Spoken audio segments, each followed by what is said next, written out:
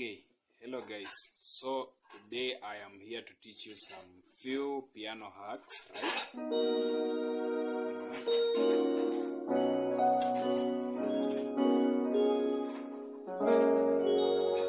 And I want to teach you about, first of all, I want to teach you about the relative minor, relative major concept. And degree is basically the relative minor of that key. So for example, if I'm in the key, for example, in the key of C, so spelling out the scale of C, okay, 1, 2, 3, 4, 5, 6, 7, 1. So the 6 in the scale of C is basically A. So A is a relative minor of C, okay? A is a relative minor of C. So that 6 in that scale is usually the relative minor of that major scale, or that note that we are basing on to get that major scale. So for example, if I'm in the key of, let me say, F sharp, I have the scale of F sharp, okay? So E flat is the 6th scale degree in the F sharp major scale. So E flat is a relative minor of F sharp. If this theory becomes technical for you, basically what you do, just pick that note we are talking about, that scale or that major key you're talking about, or that major note. So major scale. So for example, this is F sharp. You just count. You can just count three half steps lower than that. So 1, 2, 3, and you will get its relative minor. So if I was in the key of, for example, C, in the scale of C, just count three semitones lower than C, okay? So don't count the C itself, just count from here, 1, 2, 3, you get A. So A is the relative minor of C, okay? If I'm, for example, in G, I have G, so I just count 1, 2, 3. E is the relative minor of G. If I'm, for example, in F, okay, so I have F, so I just count 1, 2, 3. Actually, it's a D. D is a relative minor of F. Let me talk about B. I have B, so I just count 1, 2, 3. So G sharp is the relative minor of B. So you first of all need to understand this relationship. After you've understood, this is when you'll come to understand better what I want to illustrate here, because I want to teach you about how to form minor seventh minor seventh with a 9. How do we incorporate? How do you reason before getting it? For example, you know, if I just tell you form for me E flat minor 7th, this is how I'll reason: E flat minor 7. So a minor chord is formed by a 1, a flat 3, and a 5. Okay, that is a minor chord. So for example, if I'm talking about E flat, I'll just come and take E flat. The 3 should be E flat. The 3 should be G. So I just flatten that third, and then the 5 is B flat. Okay. So here I have an E flat minor. So if I tell you to add the 7, you will just add.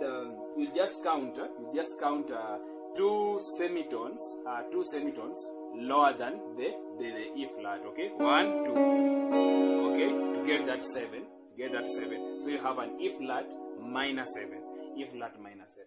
So if we are talking about, if we are relating a minor 7th chord in relation to the major scale, we just say a minor chord is formed by a 1, a flat 3, a 5, and a flat 7 of the major scale. That is in relation to the major scale, right?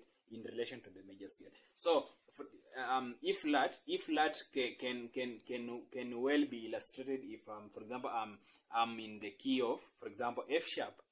Okay, so I'm in the key of F sharp. So if I want to form an E flat, I just have that 6. Okay, so I'll have the 6. I'll have the flat. That will be a flat 2. I'll have the 3. Okay, and I'll have the 3, and I'll have my 5 in relation to F sharp now, because E flat is the 6, okay, of F sharp. So there are just some basic things you need to understand before, first of all, you be able to bring out this thing well. So, for example, if I tell you to play for me an E flat minor 7th, this is how you reason. This is how you reason. Reason in terms of having that E flat on the left hand side, okay? On the left hand side, reason that way. But just play an F sharp major chord on your right hand side, okay? Once you play that, you already have an E flat minus an E flat minor 7, an E flat minor 7. Why have I done that? Remember, I said that E flat is a relative minor of F sharp. I want you to understand me very well. E flat is a relative minor of F sharp. So, if I just hold that F sharp major with an E flat on my left, already I have an E flat minor 7. Do you know why? Do you know why? Because if I pick this E flat, okay, and just drop it here, and just hold it with my hands here, you will realize I already have the E flat, and this one is just the 7. This C sharp here just gives us that 7th flavor, okay, to give us that minor 7, okay. That is how basic I reason. So that is the relationship, and that is why I began by talking about the relative minor, relative major relationship. So you just pick that note, which is the 6, and pick the 1, because E flat is the relative minor of F sharp. So when once you just hold like this, that relative minor thing in combination, but you just hold the one note which is the root, and just hold it with the F sharp major chord, already you have an E flat minor 7, an E flat minor 7. So this is how I'll play. Instead of now playing the whole thing with one hand, okay, I can just break it down by playing an F sharp, okay, over an E flat, okay, and at some point I choose to play it with a 9, So if I talk about a 9, I just add, remember, E flat, I just pick its 2 here, E2 now from the scale of E flat, to give me that 9th flavor, So I can just add it here. So how do I then reason? This one is an E flat minor 7 with a 9. How do I reason? Just play an F sharp major 7, okay, over the E flat. Okay, that is how I reason. Just play an F sharp major 7 over the E flat. It will give you an E flat minor 7 with a 9. Okay, so this is how I'll be playing my 6. Every time I go to my 6, I'll not now be playing this, okay, the basic one, but I'll be playing this. Right? I'll just be playing this. And that is how you manage to hear people bringing out some good things, and you are like, what are these people holding really? So they will play something, like, okay. And I surrender all to you, and everything I give to you, holding nothing. Okay, that is how they hold their 6. If I'm in the key of F sharp. So, for example, let me talk about, let me say I want to play a G sharp minor 7 with a 9, which is my 2 in the key of F sharp. How do I reason? I'll reason, this is a minor. In which key does G flat, in which key does a G sharp, is a G sharp the 6? Okay, so I'll try to form a scale in which now the G sharp becomes a 6.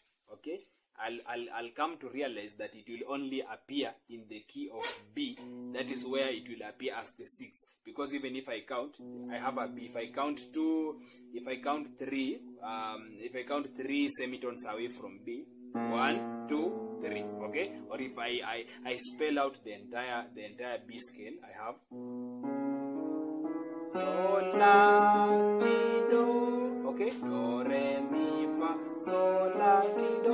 So I have realized that G sharp is the 6 of B. So what do I do?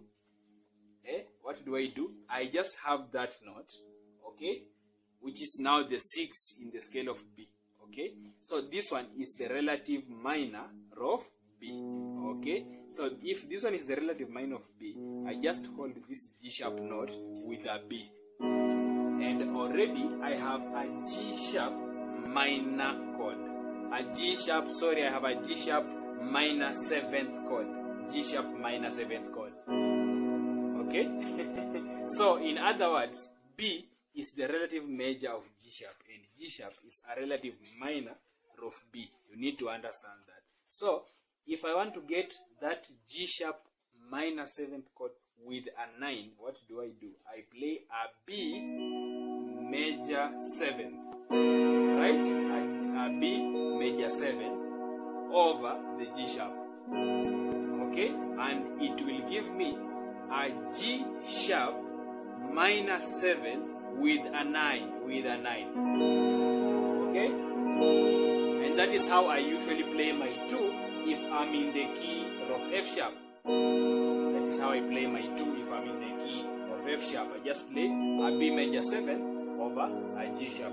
So if you tell me to play that song, okay, again, so I surrender all to you,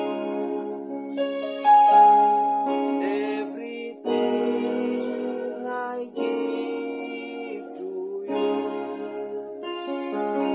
withholding nothing,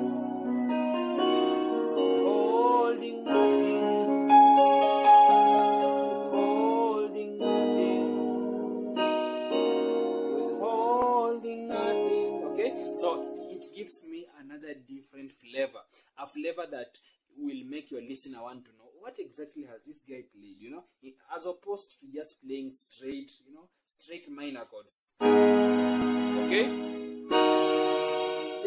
they sound so basic. They sound, they give us that beginner sound. You sound like a beginner, but when you incorporate the minor 7th and the minor 7th with the 9th, it gives you something unique, something different. So instead of playing, instead of just playing basically the way we normally play in our African churches, there is this movement we really love. We really love this movement from the 1, the 5/7, and then to a 6. This movement is so common. Okay? But now this time around, you can still do the same thing, but over the 6, you just play a minor 7th with a 9. Okay? So, okay, it brings a different flavor. It brings a different flavor. But again, you can change. Instead of just playing like that, instead of playing a 1, a 5/7, and to a 6, you can do these passing chords that I've taught before. The 7/3/6, you know, a 2/7, okay, a 3 augmented, okay. Then you land on the 6, but you play a minor chord, a minor 7th chord with a 9. Okay, it gives you something different. It gives you something cool, something that sounds better to the ears. So you can play something like which song can I best use? So for example, you play a song like this Swahili song. Umenionyesha wema wako, sitakuacha.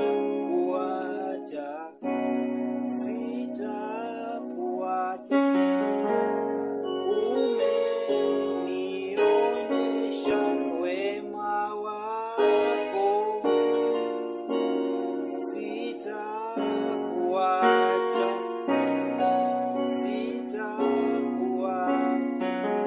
Okay, something like that. So you can incorporate some things, okay? Mungu wetu tunakusifu, Mungu wetu twakuinua, okay? Yale uyatendayo, you see my two, tendayo makuu mno, fadhili zako za milele haulinganishwi na chochote, ndiwe uli mwanzo tena ni mwisho, unastahili Yesu